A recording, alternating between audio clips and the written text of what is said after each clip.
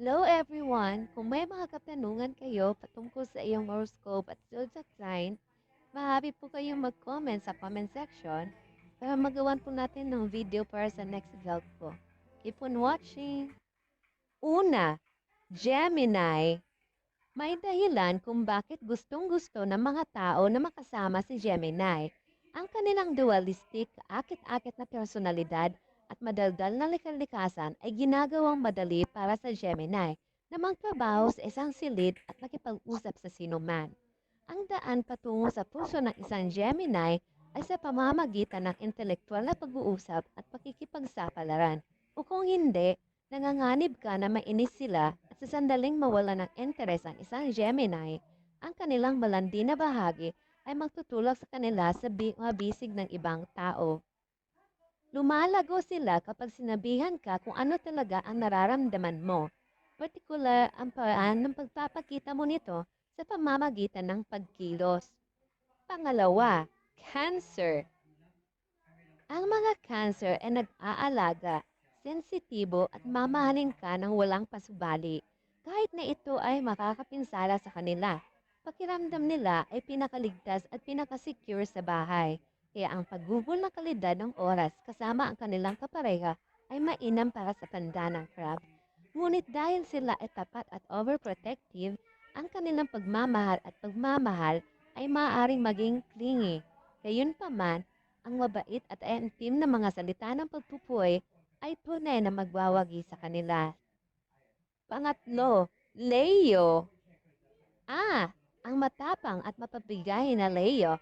Ang malikhaing leon ng zodiac ay umuunlad sa kagalakan at pakikipagsapalaran. Sa mga relasyon, mahilig sila sa mga magarang kilos at papuri. Ngunit hindi sila madaling malinlang ng mga walang laman na salita at papuri.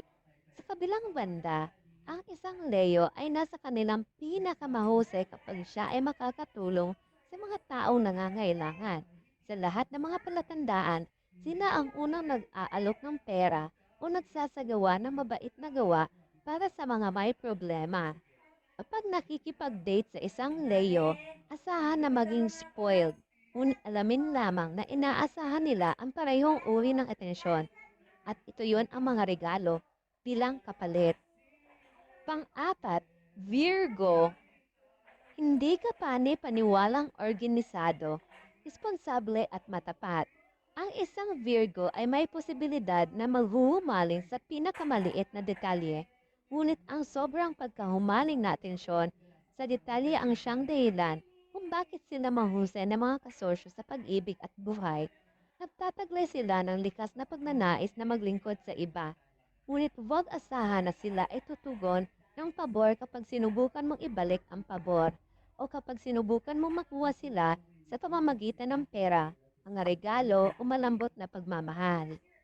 Narito ang bagay, ang mga Virgos ay hindi pumunta sa itaas at higit para sa kanilang mga kasosyo na makakuha ng isang bagay bilang kapalit. Ito ay kung sino sila sa likas na katangian o anuman. Ang mga Virgos ay maaaring maging misteryoso, tahimik at mahirap makilala dahil sila ay nababantayan.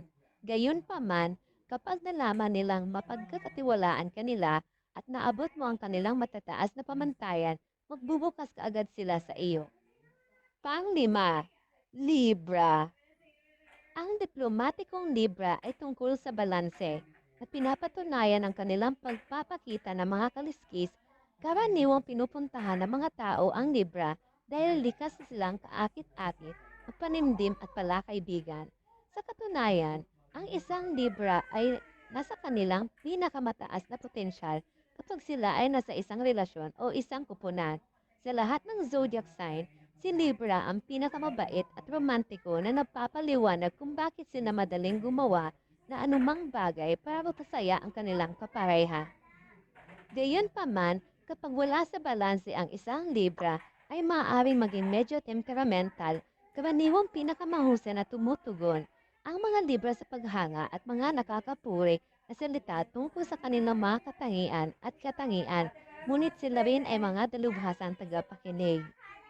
Pang-anim, Scorpio.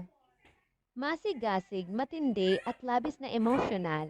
Ang mga Scorpio ay ang pinakamatinding grupo sa zodiac dahil ang Scorpio ay napakahusay na magplano at magtago ng kanilang tunay na nararamdaman. Maaaring mahirap talaga makilala sila. Ngunit sa kabila ng kanilang mga kapintasan, nagtataglay pa rin ang Scorpio ng kuryente at magnetic aura na mahirap labanan. Para sa karaniwang Scorpio, ito ay higit patungkol sa kalidad kaysa sa dami. Kaya ang pag-shower sa kanila ng mga yayamang regalo ay hindi magpapabilib sa kanila.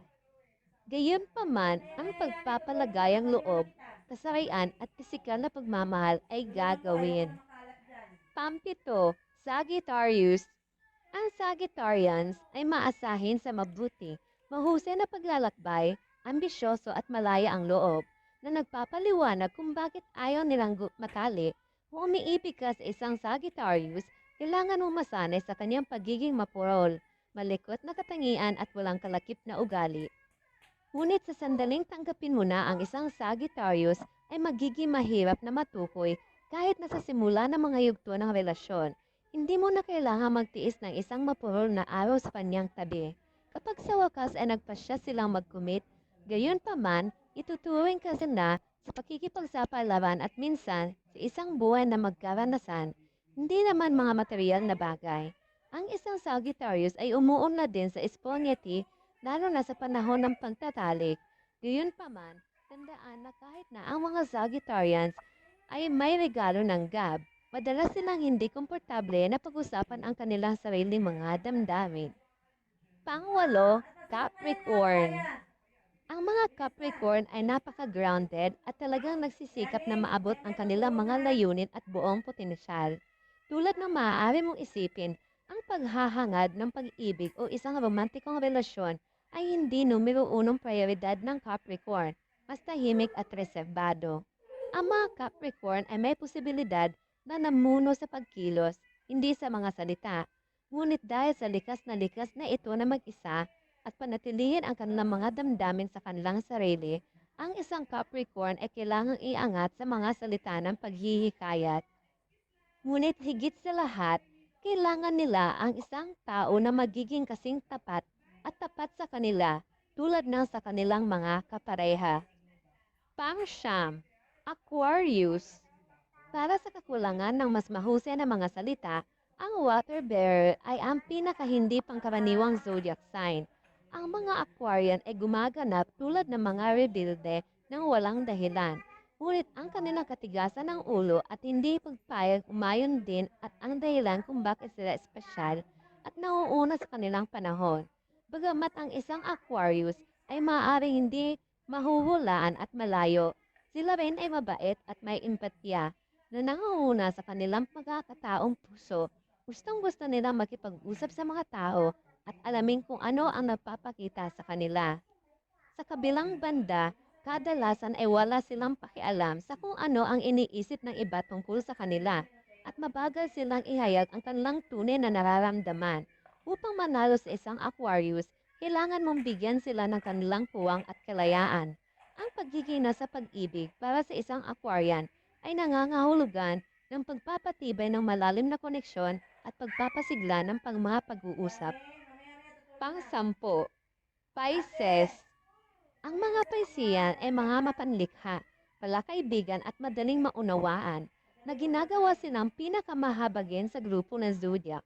Ito rin ay maaaring ang kanilang pagbagsak dahil napakadali nilang hinihigop ang mga damdamin ng mga nakapaligid sa kanila at madaling umangkop sa kanila ng mga kalagayan. Ang mga individual na ipinanganak ng Pisces ay may tendensiya na masamantalahin sa mga relasyon. Madalas nila nakikita ang mga bagay ayon sa gusto nila kaysa sa kung ano talaga sila. Kailanman ang walang pag-asa na romantiko, ang mga Piscean ay hindi gusto na mag-isa. Kung gusto mong makuha ang kanilang mabuting panig, italaga ang iyong sarili sa kanila at hilahin ang lahat ng mga hinto pagdating sa pag-iibigan. Pang-11, Aries. Lubhang independente at isang go-getter, gustong-gusto ng isang Aries na bibigyan ng atensyon at papuri. Ang Ram ay hindi natatakot na sundin ang gusto nito. Sa lahat ng bagay ng puso at isip, gustong-gusto ng sign na ito ang pagiging pareho sa pagbibigay at pagtanggap ng papuri. Bagamat mahilig silang magsalita tungkol sa kanilang sarili at ang mabulungan ng mga matamis na bagay sa kanyang tenga, sila rin ay nagiging mahusay na tagapakinig. At ang panghuli ay ang Taurus. Hindi lihim na ang mapagkatiwalaan at malakas ang loob na Taurus ay may pag-ibig na mas magagandang bagay sa buhay. Ito man ay magagarang regalo o pisikal na kasiyahan. Ang ball ay napakasensual at tapat na kapareho at secure sa mga relasyon nito. Ang mga Taurus ay may posibilidad na maganap ng mga tao na tulad nila at may katangi-tangi panlasa at estilo at mahilig sa material na mga bagay na nagpapaliwanag kung bakit mas gusto nilang gawin ang mga bagay ng regalo kaysa makatanggap ng anumang bagay na mas mababa kaysa napakahusay mula sa mas gusto nilang ibigay mo silang lahat sa iyo sa mental at pisikal sa halip.